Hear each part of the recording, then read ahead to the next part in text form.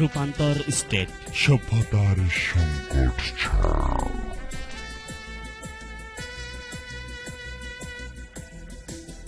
New ইয়র্কের time স্কয়ারের রাস্তায় নগ্ন হলেন 200 মডেল।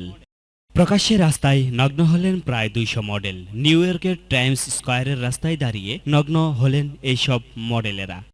তাদের বডি পেইন্টিং করলেন নিউ ইয়র্কের বিখ্যাত টাটু আর্টিস্ট অ্যান্ডি গোলাব। তার হাতের ছোঁয়ায় প্রতিটি মডেলের নগ্ন শরীর হয়ে উঠেছে কালারফুল ক্যানভাসে। জানা গেছে সমাজের প্রতি ইতিবাচক বার্তা পৌঁছে দেওয়ার জন্য এই বিশেষ বডি পেইন্টিংয়ের প্রদর্শনী আয়োজন করা হয়।